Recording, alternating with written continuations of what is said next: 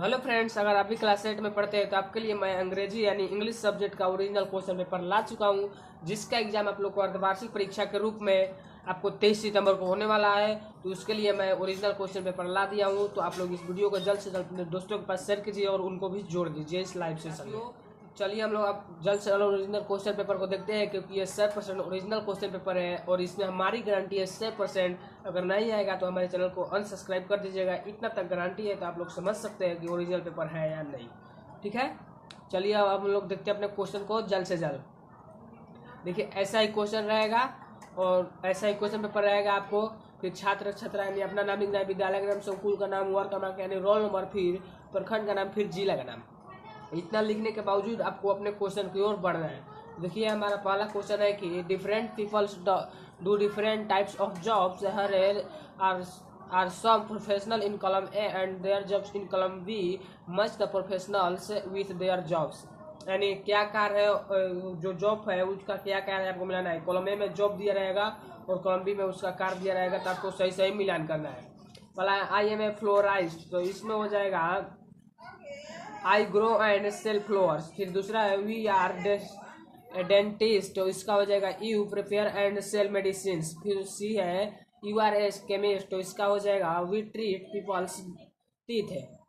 अब चौथा mister Kapil is the jester, तो इसका हो जाएगा ही अवेज पीपल। फिर हो जाएगा शिवानी इज एन आर्टिस्ट, हो जाएगा सी मेक्स ब्यूटीफुल पिक्चर। आप लोग याद कर लीजिएगा, यही क्वेश्चन पेपर आएगा, 100% की गारंटी है। चलिए अब हम लोग अगले क्वेश्चन को देखते हैं। चलिए साथियों जल्द से जल्द देखते हैं अपने अगले क्वेश्चन पेपर, अगले क्वेश्चन को। देखिए आपको सबसे फिर पहला मिला था क्या, पहला मिला था आपको क्या मिलान करना था। फिर है आपको करेक्ट यानी भरना भरने का, रिक्टेशन को भरने का। तो देखिए है fill in the blanks with the correct forms of verb given in the brackets. पहला I wonder why the grass dash green, तो इज हो जाएगा। फिर है the coat had already dash, तो इसमें हो जाएगा असेंबलेड। फिर है she asked me where I dash going, तो इसमें हो जाएगा वाज।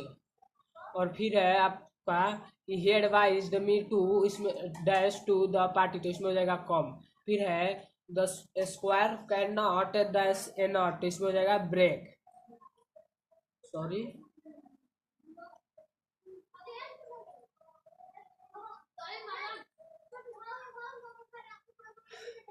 चलिए देखते हैं आ गया।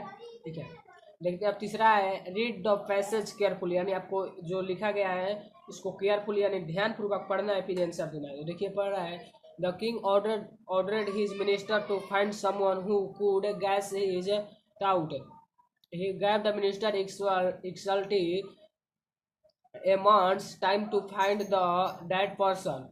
The minister searched everywhere, but he could not find anyone who could guess the thought in the guess the thought in the king's mind. As the month was coming to a close, the minister became quite desperate, but his daughter cheered him up by saying that she would find the right man for the job. All right, let's see what you can do, said the minister. इतना हो गया, अब answer देखते हैं। देखिए उसमें से प्रश्न पूछा है now write whether this sentences are true and false. True का मतलब होता है सत्य और फॉल्स का मतलब होता है गलत। जो सही लिखा है उस पर ट्रू लिखना है, जो गलत लिखा है उस पर गलत लिखना है। पहला है the king ordered his minister to find a person who could guess his ट्राउट, इसमें ट्रू हो जाएगा यानी सही कहा। फिर B the king gave the minister 2 months time to find the person, इसमें हो जाएगा फॉल्स। फिर C the minister found 3 wise persons to guess the thought in the king minds, तो इसमें हो जाएगा आप लोग का फॉल्स। फिर D the minister got disappointed because he could not find the right person to guess the king's thought, इसमें हो जाएगा ट्रू। ठीक है, अब देखते हैं क्वेश्चन अगला। अगला है answer the flowing question about 40 to 50 words, यानी लिखना है 40 से 50 शब्दों में आंसर जो नीचे दिया गया है प्रश्नों का। 10 नंबर का क्वेश्चन है, 2 प्रश्नों के, जिसमें से 5 नंबर का प्रश्न है 2। देखिए इसमें दोनों में से एक का देना है, फिर बी आएगा उसमें से दोनों में से एक को देना होगा। देखिए इसको हम दिए है पहले का, what are the common causes of sleepiness.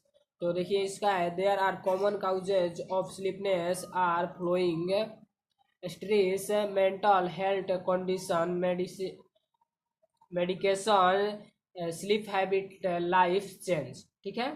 अब भी है, बी में हम दिया है आंसर, इसमें भी दो दिया है तो इसमें हम दिया है दूसरा कार्य। देखिए इसमें है why did the king makes Raja Varma the chief minister. तो देखिए लिखा गया है the king was very impressed with the artistic work of Raja Verma.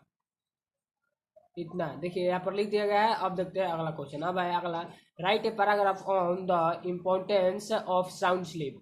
इसमें लिखना है या ये लिखिए right A central ideas of the poem I wonder. यानी आई वंडर आपका पोएम है प्रथम पाठ का, यानी पहला पाठ का, इंग्लिश का पहला चैप्टर का ये है पोएम आई वंडर।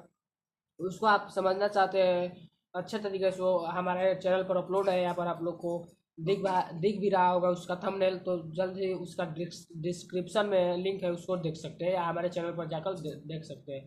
चलिए हम लोग इस पोएम को लिखते हैं, उसमें आइडियाज़ क्या है सेंट्रल।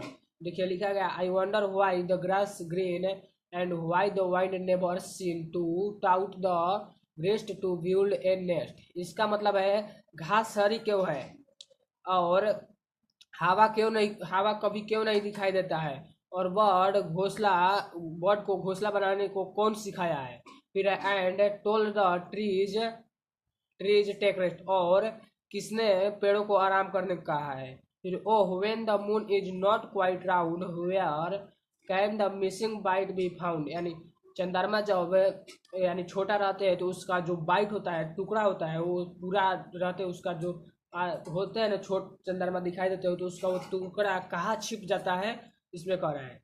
फिर है who lights the star when they blow out and makes the lighting flash, who paints the rainbow in the sky. फिर कह रहा है तारे को कौन चमकने को कहा है, और फिर ग्लो, फिर कह रहा है स्काई। ठीक है। फिर कह रहा है रेनबो को कौन रंग दिया, यानी रेनबो यानी जो होता है इंद्रधनुष का, उसको रंग कौन दिया है। तो यही है आप लोग का। ठीक है। तो इसका हम लोग आंसर लिख चुके हैं और इंग्लिश का आपका जो है क्वेश्चन पेपर भी समाप्त हो चुका है। तो अब मिलते हैं अगले वीडियो में, तब तक के लिए धन्यवाद। चैनल पर जुड़े रहे और अपने दोस्तों के पास इस वीडियो को शेयर करें। धन्यवाद। Love you, take care, bye.